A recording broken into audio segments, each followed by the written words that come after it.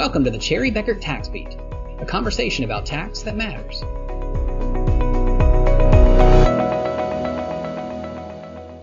Hello, and welcome to Cherry Bekaert's Tax Beat podcast. Today we are talking about the opportunity to file for a refund claim for interest and penalties assessed during the COVID-19 federally declared disaster periods.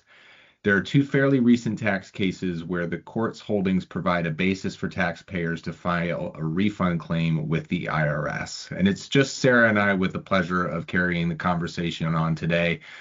Sarah, I don't know if you want to take a minute to introduce yourself before we get in.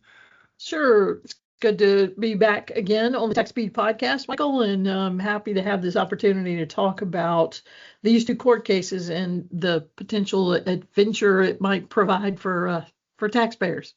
Yeah, an adventure indeed, Sarah. So maybe we could start by if you could tell us a little bit about these two tax cases and what the courts determined in their rulings.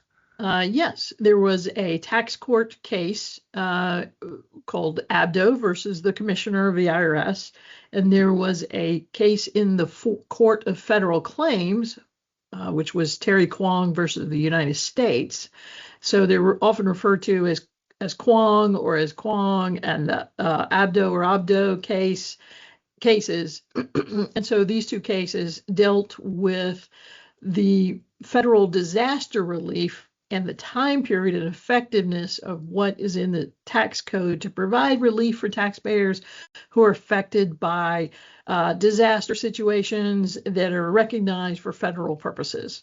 So think hurricanes, think fires, think natural disasters, winter storms. All of those things are what usually come to mind when it comes to a federally declared disaster.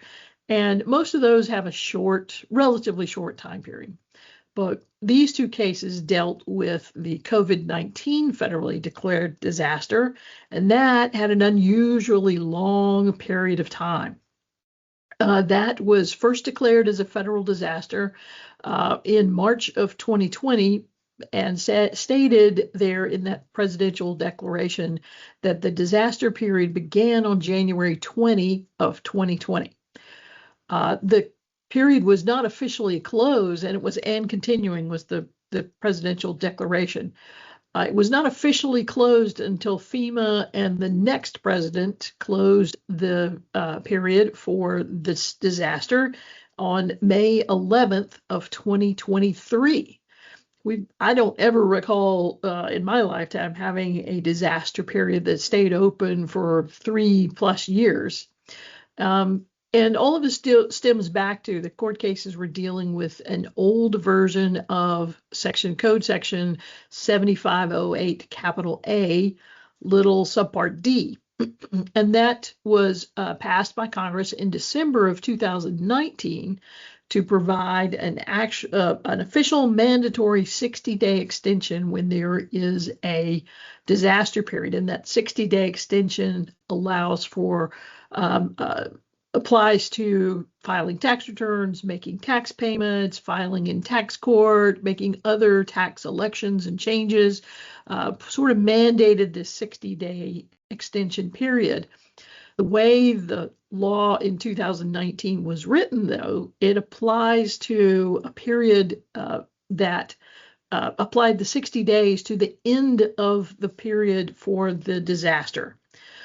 So when looking at the COVID-19 disaster, that meant 60 days after it closed. So all during this period of January 20 of 2020 through May 11th of 2023, plus 60 days, which gets us out to July 10th of 2023, was apparently the disaster period, which suspended the requirement to make any tax return filings, tax payments, the suspended interest and penalties assessed against taxpayers during that time, allowed for later filings of refund claims and amended returns and tax court filings and other court filings.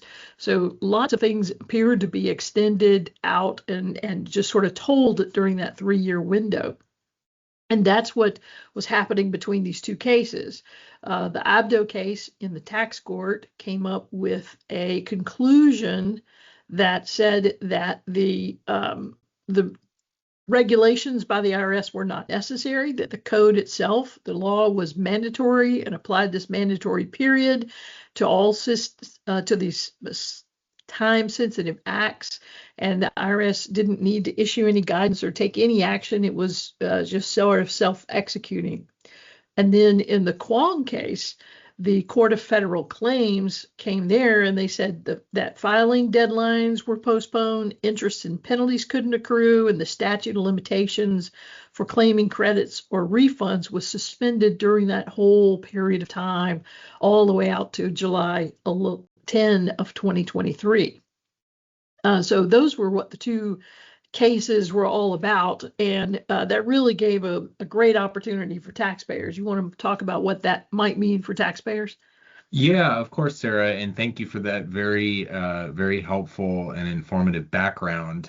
So I'll piggyback off of that a little bit and just really hone in on what you said with respect to that Kwong ruling, and it verified what the statute appeared to provide for, which is that any penalty or interest that was assessed for the period June 20th, 2020 through May 11th, 2023 should not, or July 10th, 2023 should not have accrued.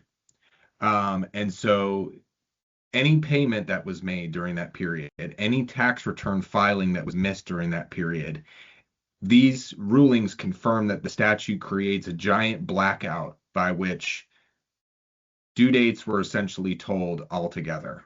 Right. So nothing was really due until July 10 of 2023.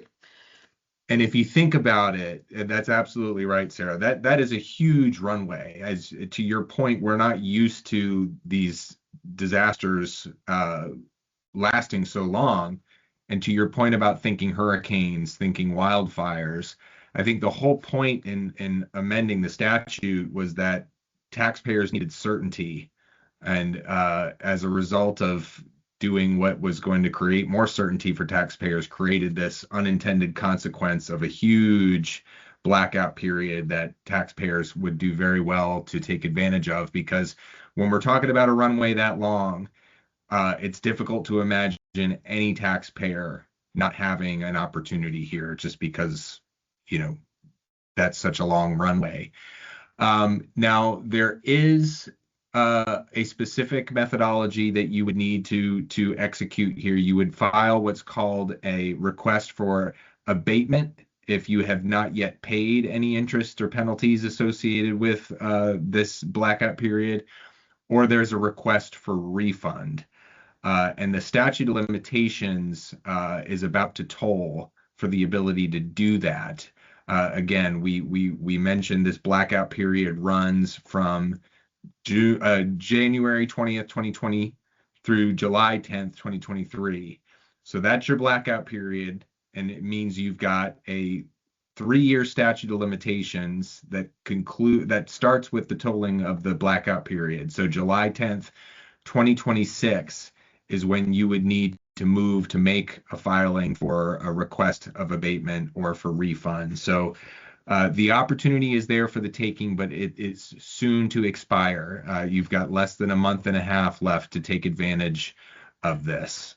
Right. And we've seen rare cases. Opportunity. It really is a rare opportunity. We've seen cases already from some of our clients where they were assessed interest or, say, late filing payment penalties and interest on the balance due on their tax payments.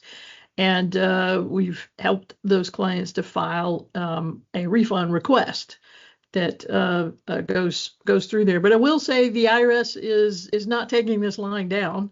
Yeah, I was going to ask, Sarah. I mean, it seems like with so much at stake, the IRS has to be, as you say, putting up a bit of a fight.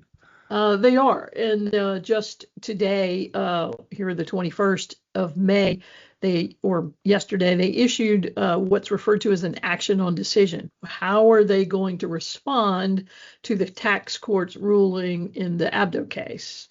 And what they said was, we agree with the fact that that particular taxpayer did use the 60-day window appropriately to file its claim in tax court. So we're okay with that. We don't mind the decision that the court came to with respect to that. But extending it any beyond that and saying that our regulation giving only 1 year for the window of the blackout by regulation and by guidance, we disagree with the court's holding that the IRS, did not have authority or need to issue that guidance and set those limitations on the disaster period. The IRS or Department of Justice has now also filed notice that they are appealing the decision in the Court of Federal Claims.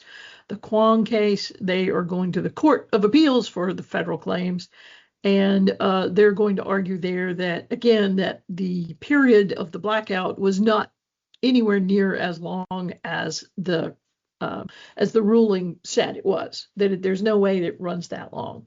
And that again, the regulations and the guidance issued by the IRS would establish the length of period of time for this disaster period and this extension.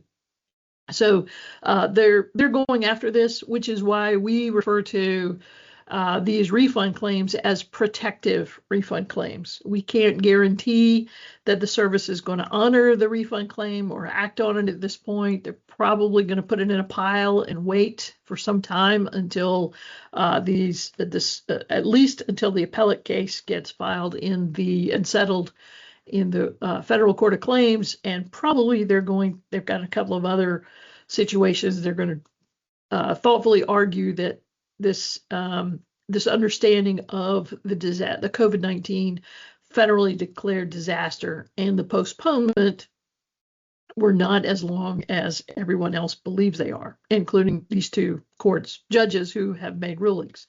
So protective refund claims are there to make sure that they get timely filed, and they're there waiting on the results of these cases and how the IRS will then take action. And Michael, the taxpayer advocate, who is a part of the IRS, but really there for the benefit of taxpayers and to advocate on behalf of taxpayers, has really taken the IRS to task on this and wanted to make sure that all taxpayers have been made aware of this opportunity and the chance to get those penalties and interest refunded. Yeah, and I think it speaks to the difficult position that the IRS is in, Sarah. I look at the statute as, amended in 2019, which is what this is all kind of geared towards. But I look at the statute as amended, and it to me it reads pretty clear. And I think the taxpayer advocate is taking the IRS to task the way they are because they presumably agree. With opportunities this big, there's potential for a huge outlay in the part of refunded interest and penalties. So, I think it's almost to say that the Treasury Department has a fiduciary duty to the fist to fight this tooth and nail because the opportunities are so great. Right. But that said, you certainly want to make sure that if you've got an opportunity here, and the best way to determine that is working with your tax advisor, hopefully us, to determine, hey, do I have an opportunity? Did I make any payments that could, potentially be refunded to me if I file a request for abatement or a request for refund on a protective basis. And if you do, again, you want to make sure that you're working diligently with your provider to make sure that this filing is complete by July 10th of 2026, because again, while this is all an appeal, there's a lot left to be determined as far as what next steps are, as far as how the courts will react to the appeals and where they ultimately come down. What's not negotiable is the statute of limitations here. If all ultimately is deemed well, and that it's confirmed on appeal that Kwong and Abdo are good law, and that taxpayers are due refunds and interest accordingly, that statute of limitations is not negotiable. So if you think you have an opportunity, make sure that you are filing this protective claim by July 10th, 2026. Otherwise, you will miss out. So again, key here is to make sure you're working with your advisor. Again, hope that's us. But again, one way or the other, identify any potential opportunities here and make sure you're acting within the very short window of time that is closing quickly to get those requests for abatement or refund in there.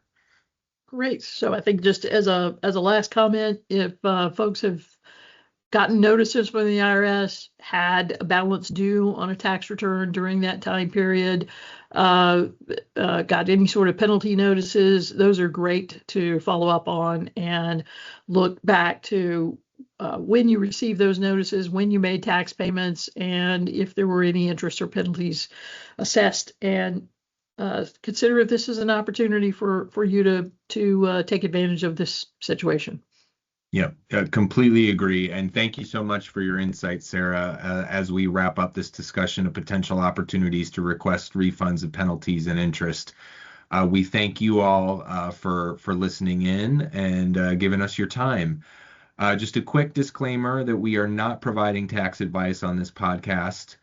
Please consult with your tax advisor, hopefully here at Cherry Bekaert, with your specific tax issues or to discuss information from today's podcast. Please do check out our firm's website, cbh.com, for the latest guidance and materials on this and other tax and business topics. This concludes today's podcast. Please like, share, and subscribe. Thank you, Sarah. Thank you, our listeners, for spending your time with us. We truly appreciate it. Let's call it a day and go forth in peace.